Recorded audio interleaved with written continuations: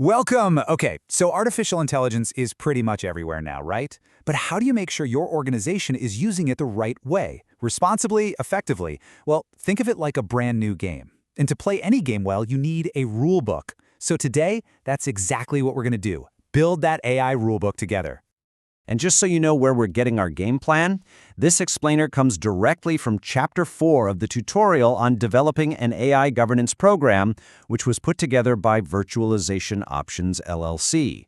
This means we're building on a really solid, industry-vetted foundation. You know, this is the question that's on everyone's mind. When these incredibly powerful tools, things like ChatGPT, are just a click away for every single employee, who gets to decide what's okay, what's risky, and what's completely off-limits? Let's be honest, without clear rules, you're just flying blind.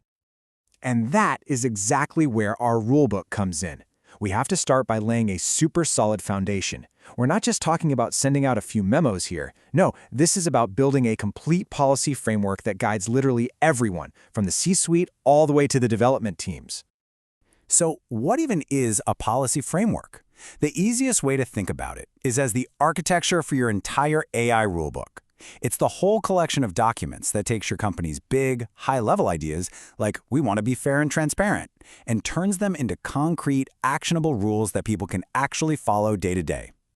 Now, this framework isn't just one big document. It's built on 3 distinct layers. At the very top, you have your principles. That's your strategic why. Then, in the middle, you have standards. That's the operational what. And down at the base, you've got guidelines, the technical how for your teams on the ground.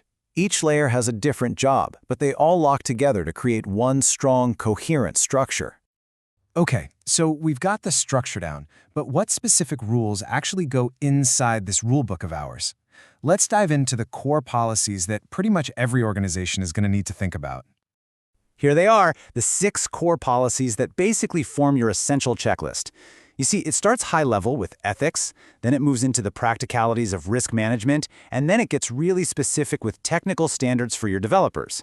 It also covers the super important rules for your data, how you deploy and watch these systems, and, this one's critical, the rules for any AI tools you buy from outside vendors.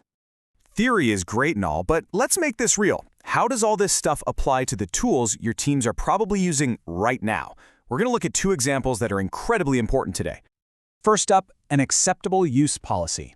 Look, with generative AI becoming a standard part of how we work, you absolutely have to define the boundaries for your employees.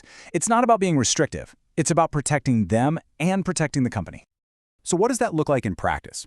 Well, on one side, you have the green lights. Things like using AI for brainstorming, drafting documents, maybe even helping with some code to boost productivity. That's great. But on the other side, you have the hard stops, the absolute no-goes. And the biggest rule of all, never, ever put confidential company info or customer data into these public tools. And just as important, never let an AI make a final call without a human checking it first. Okay, on to our second example, and this one is a biggie, a policy on bias and fairness.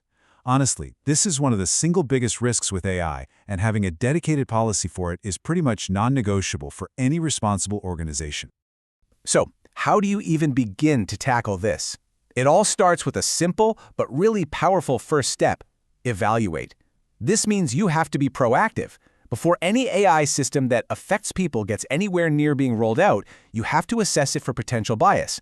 You don't wait for a problem to show up later. Next up is the really crucial second step, test. And we're not just talking about checking for software bugs. The source material is super clear on this. You have to use diverse data sets that actually represent the people your system is going to affect. The whole point here is to find and fix those biases before they can cause any real-world harm. And finally, the third step is to monitor. This is absolutely critical because making sure an AI is fair isn't a one-and-done kind of thing. A system can actually drift over time and develop new biases as new data comes in. So continuous, real-world monitoring is the only way you're going to catch these issues as they pop up. All right, we've covered the what and the why. Now let's get to the how. How do you actually sit down and write these policies? Let's walk through the development blueprint. You know, the actual process of writing these policies can be broken down into 6 totally manageable steps. You start with research and drafting, but the most crucial step, and I mean this, is number 3, stakeholder review. You have to get feedback from the people who will actually be living and breathing these rules every day. From there, it's about getting the formal sign-off, communicating what's new, and then supporting your teams as they start to use them. It's a logical, collaborative workflow. You know, it's so important to remember the ultimate goal behind all this work, and the source material puts it perfectly.